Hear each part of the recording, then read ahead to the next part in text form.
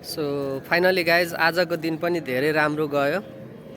आज 9 महिना 8 गते र आज 3:30 बजे जागेर 3:30 पौने 4 बजे जागेर 15-20 मिनटमा रेडी भएर अनि 4:30 बजेतिर वाकको लागि निस्किसकेका थिएँ। अहिले चाहिँ टाइम पौने 7 बज्दैछ। चोकमा चिया खायोरी अब जाने, त्यसपछि घर गएर अनि घर पुगेर अनि टक्क एकछिन बुक रिडिङ गर्ने, कुनै आर्टिकलहरू रिडिङ गर्ने अनि त्यसपछि स्कुलको लागि रेडी हुनुपर्छ। र खासमा म अहिले एकजना नयाँ मान्छेलाई दौडिरहेको देखेको थिएँ, उता गएको छ दौड्दै। अब म उताबाट वाक गरेर फर्किसकेपछि अनि बिहानको टाइममा सबै दिन एकजना यहाँ मेरो विद्यार्थी नै छ, त्यो पनि, र त्यसलाई वेट गर्दैछु। त्यसलाई के इन्टरभ्यू लिऊ र सामाजिक सञ्जालमा त्यसलाई पनि रिभिल गरिदिऊ फेस।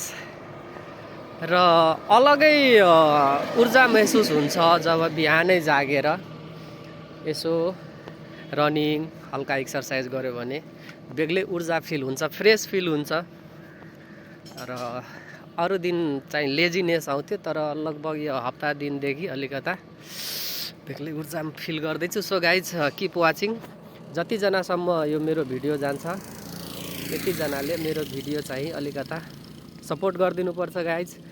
सानै भए पनि, सानै च्यानल भए पनि हार मान्नु भएन, एकदमै लागि पर्नुपर्छ। एकैचोटि कसैको पनि च्यानल ठुलो हुँदैन, भ्युवर्स कसैले एकैचोटि गेन गर्न सक्दैन।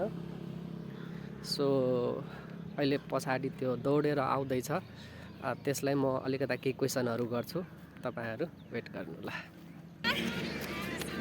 त्यहाँ आइसकेको छ जसको बारेमा मैले कुरो गरेको थिएँ। एकछिन वेट जस्ट बुनु वेट, यता हो। सो तिमी कसरी मोटिभेट भयो कि मतलब रनिङ एकदमै इम्पोर्टेन्ट छ एउटा हेल्दी लाइफको लागि, भन त यसको बारेमा। म्युजिक अफ गर, कपिराइट आइहाल्छ। पढ्दा स्कुल टाइममा स्वास्थ्य विषय लिएर पढेको थियो, स्वास्थ्य पढिरहेको थियो। हजुर। अनि त्यसमा स्वास्थ्यको बारेमा मानव जीवनमा यो शारीरिक भन बुनु, यो व्यायामहरू शरीरको लागि राम्रो हुन्छ। अनि कुनै आर्मीतिर पुलिसतिर जाने छ प्लान कि? आर्मीतिर प्लान छ। अनि डेली कति किलोमिटर रनिङ गर्छौ तिमी बुनु, भन त? 3500 मिटर। 3500 मिटर अहिले, किनभने म पनि वाकबाट जब फर्किन्छु 5:30 बजे डेली यहाँ बुनु भेट्छ मलाई, मेरो विद्यार्थी नै हो। आफ्नो इन्ट्रोडक्सन भनिदेऊ त, घर अनि विद्यालय। सबैजना नमस्कार, मेरो नाम अञ्जली चौधरी हो, मेरो घर परडिया हो। म सधैँ यहाँ रनिङ गर्न, यही रोडमा रनिङ गर्न निस्किन्छु सधैँ। ए ल थ्याङ्क यू। ल त बेस्ट अफ लक। अनि तिमी सफल हुन्छौ भन्ने आशा छ, तर गिभ अप नगर्ने होइन, मेहनत गरिराख। Okay, thank you guys, thanks for watching. Comment गरिदिनु होला यो बुनुको लागि।